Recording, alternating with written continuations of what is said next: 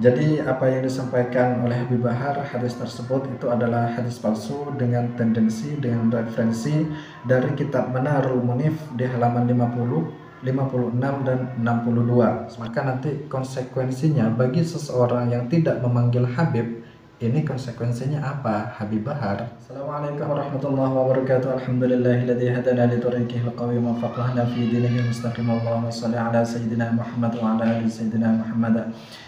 Video kali ini saya ingin menanggapi tanggapan Habib Bahar di dalam mengcounter atau mematahkan statementnya Kiai Haji Imaduddin Utsman, yang mana Kiai Haji Imaduddin Utsman ini mengatakan tidak boleh memanggil seseorang yang bergelar Habib dengan panggilan Habib apabila mengkhawatirkan kesombongan baginya. Kemudian di ceramahnya ini Habib Bahar ketika itu ceramah di Banten, yang mana Banten ini merupakan markasnya Kiai Imaduddin Utsman. Habib Bahar serang Kiai Imaduddin Utsman di markasnya sendiri. Beliau Habib Bahar menampilkan hujah-hujah untuk mematahkan statementnya Kiai Haji Imaduddin Utsman. Ada dua hadis yang beliau sampaikan, yaitu hadis yang di dalamnya ada kalimat Habib. Hadis yang pertama dan hadis yang kedua itu ada kalimat Habib. Kemudian hujah yang ketiga, beliau Habib Bahar membacakan semacam berzanji kayak gitu itu ya. Mungkin kita akan putarkan tanggapan Habib Bahar ketika beliau berceramah, ketika menanggapi statementnya Kiai Haji Imaduddin Utsman Al-Bantani.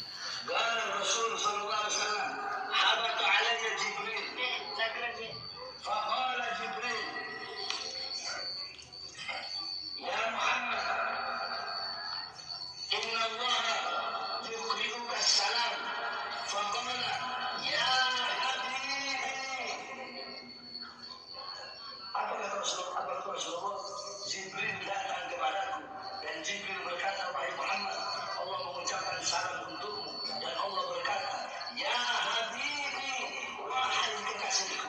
Habib bukan? Ini adalah hadis pertama yang ada kalimat Habib yang dijadikan hujah oleh Habib Bahar untuk mematahkan statementnya Kiai Haji Imaduddin Utsman. Kita next.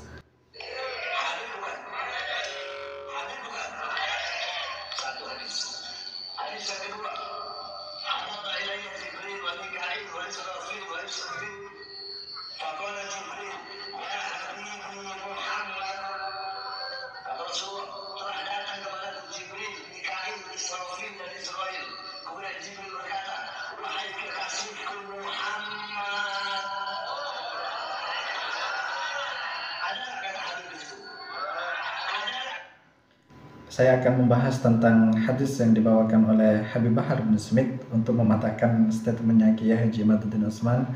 Ternyata setelah saya pelajari, hadis yang dibawakan oleh Habib Bahar ini adalah hadis palsu, hadis maudhu. Nah, di sini di dalam kitab Manarul Munir halaman 62 sampai 56 dijelaskan, wa dzakara rahimahullahu umurun kulliyatan yu'rafu biha kaunul hadis maudhu'an. Di sini muallif kitab Manarul Munif yaitu Ibnul Qayyim mengatakan wa dzakara. Beliau mengatakan rahimahullahu, semoga Allah merahmatinya, umuran, mengatakan beberapa perkara, kulliyatan, secara secara global, yu'rafu biha, yang dengan perkara tersebut bisa diketahui opo kaunul hadis maudhu'an, adanya status hadis itu adalah hadis maudhu atau hadis palsu. Fadzakara minha, maka Ibnu Qayyim menyebutkan diantaranya adalah ayyakuna kalamuhu la yusbihu kalamal anbiya, adanya hadis itu tidak menyerupai kalamnya anbiya. Bagaimana kita mengetahui apakah hadis itu serupa dengan kalamnya anbiya atau tidak, serupa dengan kalamnya Rasul atau tidak? Ini nanti saya akan bahas pada kitab Manarul Munif juga di halaman 50. Fadlan an kalami Rasulullah sallallahu alaihi wasallam, apalagi menyerupai dengan kalamnya Rasulullah Shallallahu Alaihi Wasallam. Di sini redaksinya itu pakai an ya, bahkan jauh sekali menyerupai kalamnya Rasulullah Shallallahu Alaihi Wasallam.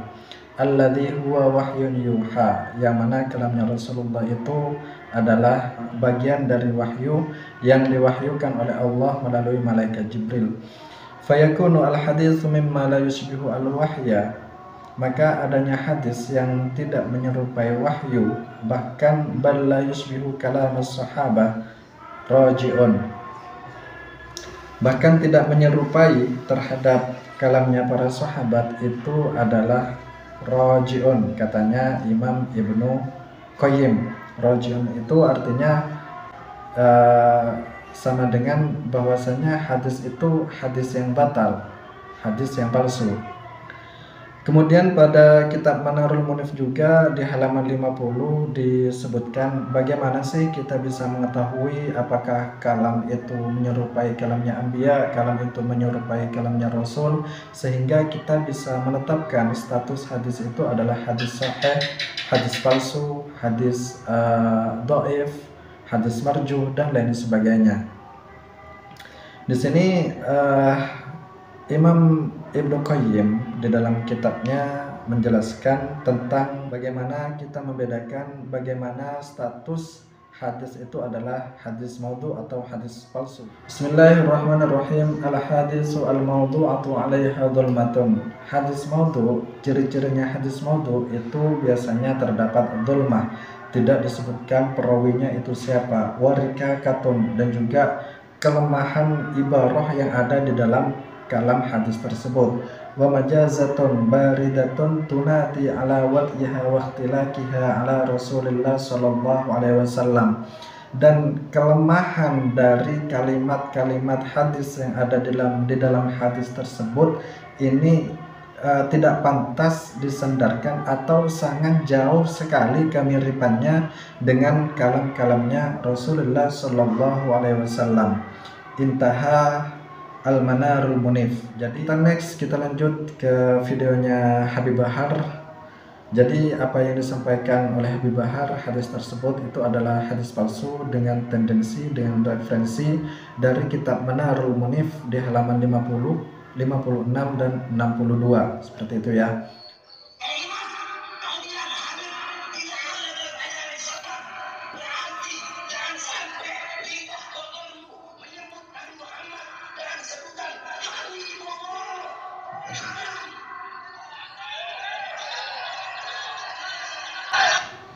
Beb, yang dimaksud Kiai Imad itu adalah gelar, bukan kalimat. Memang kalau kalimat Habib di dalam Islam itu ada, tapi gelar Habib itu nggak ada dalam Islam. Gelar Habib itu, ini saya kasih bocoran ya Beb, ini adanya sejak era Sayyid atau Habib Umar bin Abdurrahman Al-Attas, ya gitu ya. Sehingga Habib Umar bin Abdurrahman Al-Attas ini memberikan gelar Habib kepada seseorang yang nasabnya itu mutasil atau bersambung kepada Bani Alwi. Itu sampean bisa lihat di kitab Isadur Rafiq. Kemudian kita lanjut ke videonya ceramah Habib Bahar ini.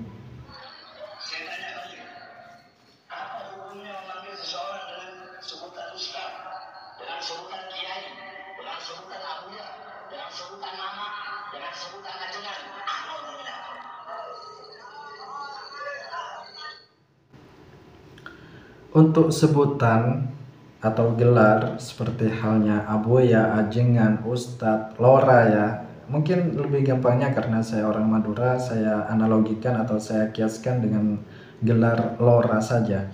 Lora ini biasanya adalah gelar, dia adalah gelar dari anak kiai, dari anaknya orang yang alim.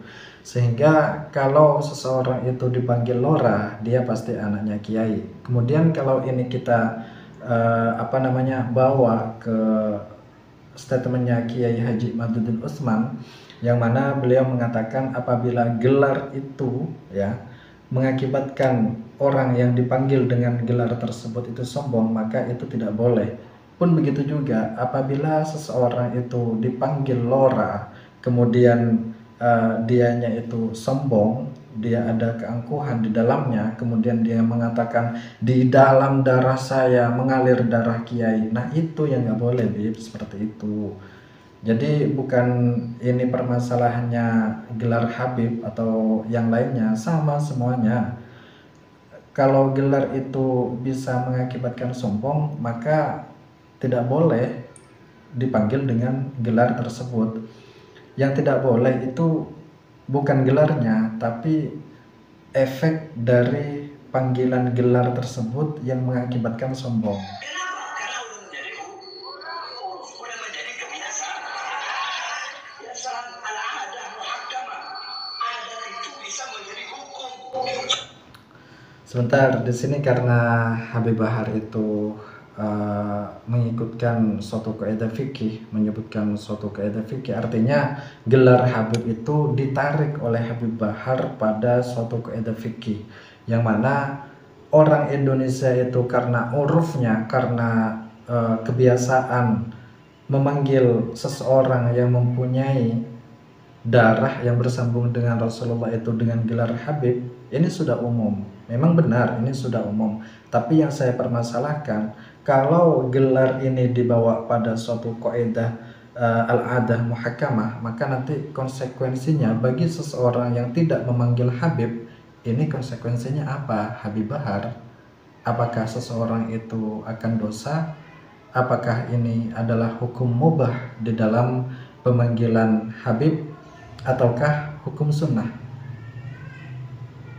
Ini harus Anda jelaskan lagi, Habibuna Bahar bin Smith. Tolong jelaskan kepada kami. Saya akhiri dengan sebuah makalah dari Kiai Haji Miftahul Akhyar dan Gus Kausar yang mengutip sebuah hadis, man batta'a bihi amaluh lam yusri bihi nasabu. Oh iya, Bib, saya ingat sebuah hadis yang mengatakan bahwasanya ini status hadisnya sahih, Bib. Sampean bisa cari di kitab-kitab hadis yang mu'tabar, baik itu di kitab Sahih Bukhari dan yang lainnya. Hadis itu berkata, halaku ummati bi aidi wuhailimatin sufaha min Quraisy. Jadi kalau panjenengan Habib Bahar mengaku adalah dzurriyyah dari Rasulullah SAW, tolong kedepankanlah ilmu dan amal sebagai figur dari umat Muhammad yang sampean berikan wawasan tentang keilmuan di setiap panggung pengajian Anda. Mungkin seperti itu ya. Saya mohon maaf, sekali lagi mohon maaf tanpa mengurangi rasa hormat saya kepada antum Habibuna Bahar bin Smith. Akhiran, assalamualaikum warahmatullahi wabarakatuh.